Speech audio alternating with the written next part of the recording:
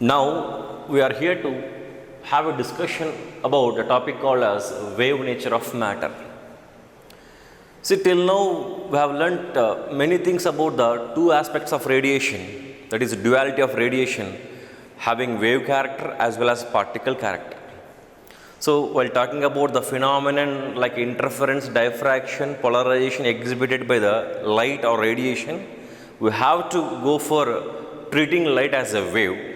Whereas in order to discuss the concept of photoelectric effect, we need to treat light as radiation as if it has particle character. And now here, it's completely a contradictory part, like even matter also. See, matter also should be having duality was a thought came to the de Broglie, scientist named de Broglie, made literally a bold statement about a duality of matter. See, he made the scientist name is de Broglie, even we can call his name as de Broglie.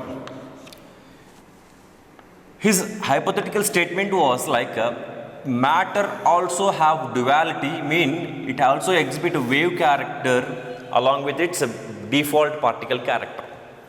So actually what matter is means made up of molecules in turn made up of atoms again in turn made up of electrons, protons, neutrons. Finally we end up with particles having their respective masses. So matter means it's nothing but collection of particles. So particle behavior is a default behavior. Here the thing is what, it sounds little weird saying what matter also having some wave character. But though it seems to be like a very strange thing, it is a fact. We need to accept it because it has been proved experimentally also as if matter also has wave property, wave characteristics. And that is what we are here to learn now, the completely things about wave nature of matter. See, what is the actual idea, thought in the mind of de Broglie? See, his statement is like, if complete nature is made up of two entities, complete nature is can be categorized with like fitted with the two entities like matter and energy, right? If energy and matter are the two entities with which complete universe or complete nature is got built up. If this energy has duality, energy is nothing but radiation has duality, why not matter? According to de Broglie or de Broglie, matter also should have duality. It was his statement, right? So, for purpose of making the symmetrical behavior, if this has duality, it also should have, matter also should have duality was the thought came to de Broglie. And basing on this thought, he formulated some statements which I have written here, you can see over here, like a particle of mass m moving with speed v, you can see a particle of mass m moving with speed v behaves like a wave under suitable conditions. So de Broglie statement is what about wave nature of matter. Matter starts exhibiting wave character if and only if it is in the state of motion. If it is set into motion, a particle. See, he didn't mention about the character of particle. Particle can be anything. Even if I start moving as if I have some mass, even I exhibit some character of wave nature. Moving car, thrown ball, whatnot. So it need not to be subatomic particles like electron or neutron, protons. Even the macroscopic objects are also able to show wave character, but under suitable condition. This is very important. So when do we can have chance of observing matter waves? The word what I have used here is matter waves, nothing but the waves which are associated with the moving particle are called as matter waves or de Broglie waves. That is what I have written as second point. The associated waves are termed as matter waves. Right? If a particle is set into motion, that particle will be associated with the kind of waves. Those waves are called as matter waves or de Broglie waves. One more name for matter waves is de Broglie waves. And did you observe anywhere that as if a moving particle having some wave character means usually answer will come no, isn't it? Usually we can see the things which are macro things, macro object things, macro objective materials. If they set into motion like a thrown ball, moving car, we don't feel that as if there are waves associated with it. But under suitable conditions itself, he said that a particle can show wave character. That is very important here. And see, that is what I am going to discuss now in the next cases. And very important relation what he made here is that de Broglie wavelength of matter wave is given by lambda equal to h by p, where p is the symbol for linear momentum, nothing but mass into velocity. This is a very important factor. You need to remember this. Lambda equal to h by p or lambda equal to h by mv is so important relation for many purposes, for both entrance examinations as well as for board syllabus. And see here, even it is interesting to note here that mass means m means mass of the particle which is in motion having speed v. See what the interesting factor here is now, even for photon, if you start observing the wavelength of the photon in the photon properties, it was like lambda equal to h by mc, isn't it? Where replacement what I have made is just only v with c, that's it. So this is also expression which we can write as a de Broglie wavelength of the photon. This is for de Broglie wavelength for the particle. And now we need to take some examples. Even in the NCERT textbook also he mentioned as if one example of taking one thrown ball having so and so mass like 0.124 kg. To prove that why do we don't see the wave character of the macro objects, why do we preferably go for learning about the wave character of the subatomic particles? Let us describe that here with some examples so that we can get an idea that what actually wave nature of matter is. See here, literally I consider one macro object, like I feel considering car is better.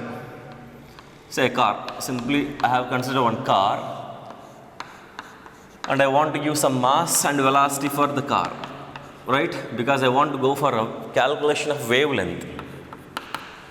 As wavelength formula is what? Lambda equal to h by mv, where h is a Planck's constant.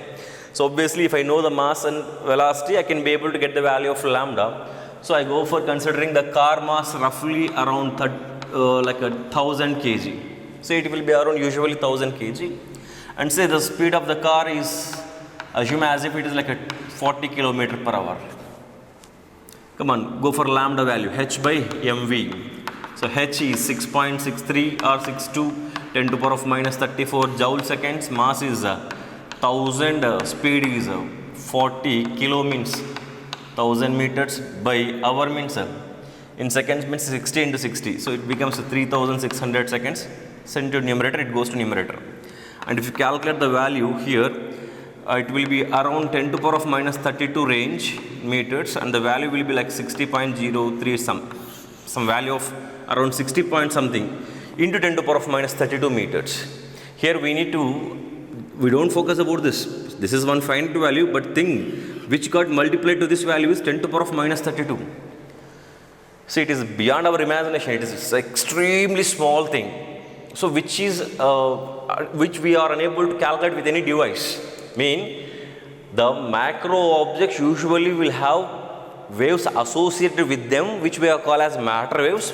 Because of their wavelength is very small, extremely small thing, we don't feel as if it is there. They don't exhibit the wave character because of having this much of lesser value. Usually in wave optics chapter, this discussion would have done. Usually we discuss these things with our students. If this is a definition for wavelength, the gap between two successive crests or two successive troughs is called as wavelength. If I go for representing this kind of wave where gap got decreased, if I keep on decreasing the gap and I don't feel like as a wave, if a gap between two successive crests and troughs are very small, I mean, when this gap is getting decreases, gradual decrement, finally at a longer distance, I feel as if it is like simply a straight line. Instead of feeling like a wave, I feel like as if it is like a straight line, right? So if wavelength is very less, we don't have a chance to observe as if it is like a wave. That is what the thing even happened in the case of macro objects. But if you observe the thing with micro objects mean I go for a subatomic domain, subatomic particles.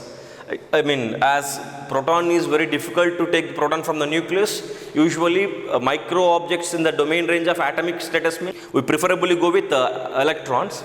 So, electron mass is 9.1 10 to the power of minus 31 kg.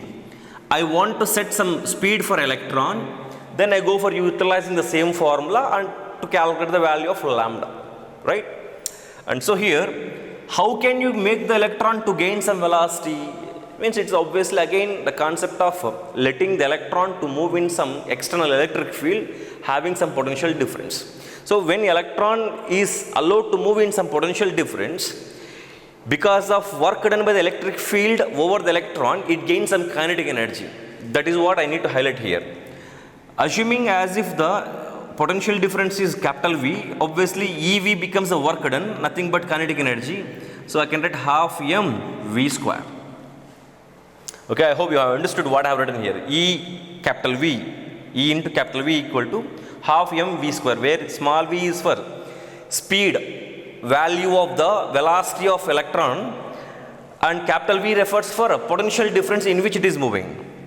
And even as if this is nothing but a kinetic energy equal to EV, and there is nothing wrong if I write like this, P square by 2m, right?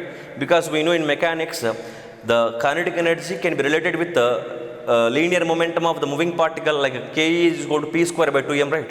That is what directly I have written here. Even if I want to do give explanation by how I got this, multiply and divide with m, so that you will be getting mv whole square, nothing but P square by 2m. And directly you can write a P as square root of 2m E capital V. Okay, and what else is there? We need to calculate lambda. So lambda is equal to h by P, right? H by mv or a P. So h by square root of 2m EV. So h is a constant, 6.63 10 to the power of minus 34. 2 just number. Mass is a constant, 9.1 10 to the power of minus 31. Small e, it's a constant.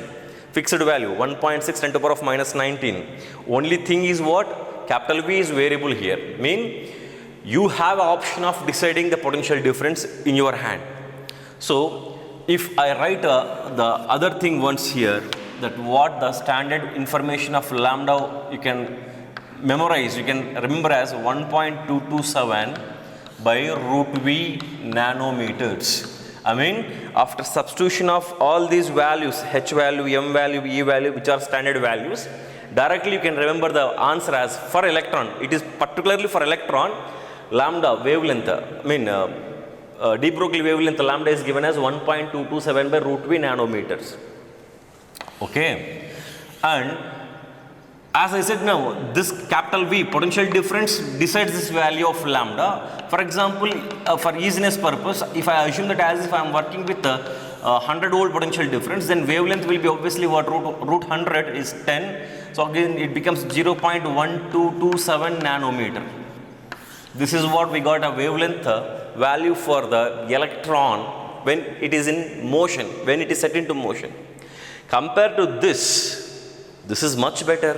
Compared to the value of wavelength which you got for macro object, it is very better value which you can feel here for the electron.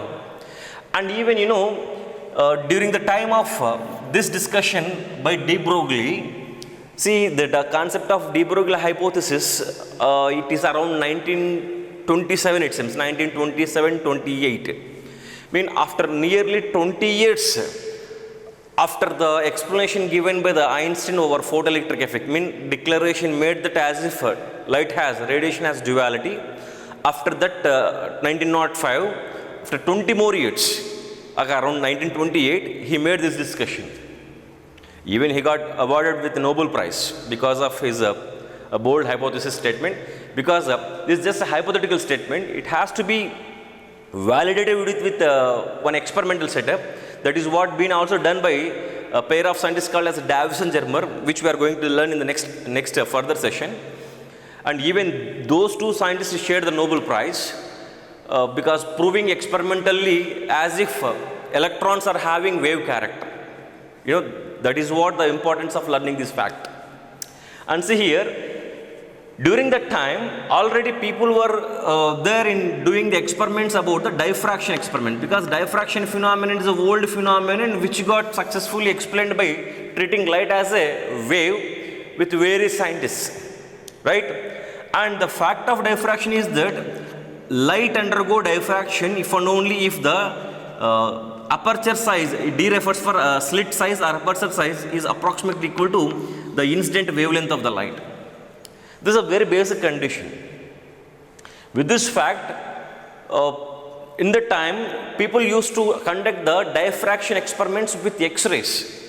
I mean, to study the crystal structure of a solid material, they used to send the X-rays so that X-rays will diffract within that material, and they can, the results of the diffraction will help to study the crystal structure.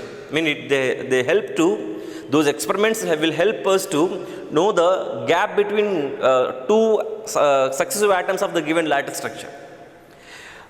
In such a manner, what the idea got to many other people, after getting this value is so close to the gap between two successive atoms of the lattice structure. This value, if these two are the atoms of a crystal lattice, of a solid crystal, this value, the space between two successive atoms, if it is D, this value of D is almost equivalent to this value.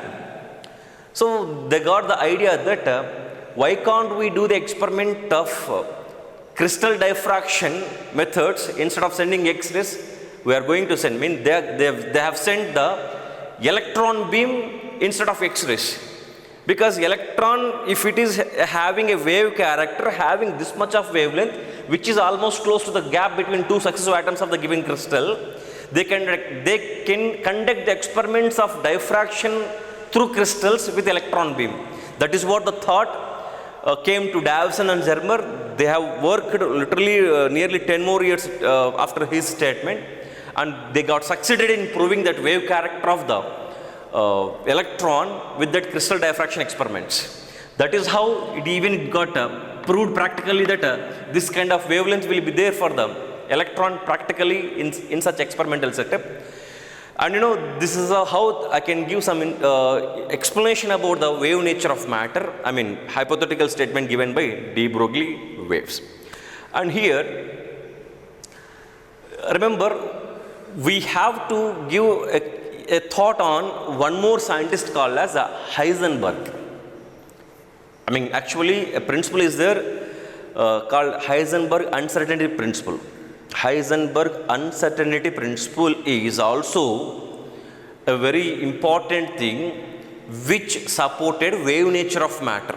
As like de Broglie statement, even Heisenberg uncertainty statement also helps to support wave nature of matter. But dealing Heisenberg uncertainty principle is beyond our limit because it got linked with more quantum physics interpretations. So the Heisenberg uncertainty principle in the mathematical form, I can write it as, it is Heisenberg uncertainty principle is product of uncertainty in the position and uncertainty in the momentum is equal to h by 2 pi. His statement is what? If a particle is set into motion, no doubt that it will have its own matter wave. If you are able to say exact position of the particle, then you will be unable to give its exact momentum. Vice versa. If you are able to say exact momentum of the particle, then you will be unable to give its exact position. That is what the statement is. So that basing upon that statement, he given one relation for product of uncertainties in position momentum as h by 2 pi. I mean, this expression Heisenberg uncertainty principle is also have very importance in the history of proving the wave nature of matter. It supports the wave nature of matter. That is why we are here to have some talk on the basic principle, what it is for.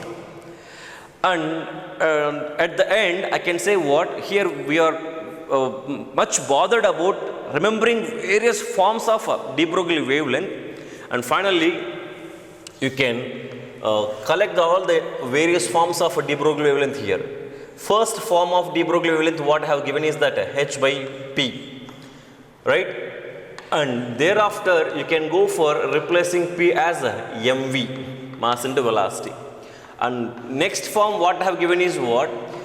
This is nothing but p, linear momentum. So we know here itself I have given linear momentum can be given as a square root of 2m ev. Ev is nothing but the kinetic energy actually, because we know that kinetic energy is equal to p square by 2m, right? P can be written as a square root of 2m into kinetic energy, right? 2m into kinetic energy. So the third form is about what? Replacement of momentum in terms of kinetic energy of moving particle having mass m. And the fourth form what I can write here is that lambda is equal to h by square root of 2m qv. I mean, in the place of kinetic energy, just replace qv. When do we go for choosing fourth form of the de Broglie wavelength? Means if the moving particle is a charged particle moving under potential difference of v volts, then you can go for preferably choosing fourth form. And if it is particularly electron, if the charged particle is electron, then the value of, after substitutions of the mass of the electron, charge of the electron, Planck's constant value, directly remember 1.227 by root v nanometer is the wavelength value of formula to calculate the wavelength, de Broglie wavelength of the moving electron. This is what the discussion about wave nature of matter, that is a concept of de Broglie's hypothetical statement about matter waves. And practical proof of wave nature of electron is being done by a kind of experiment with a scientist called Davison Germer, and that is what the next discussion is.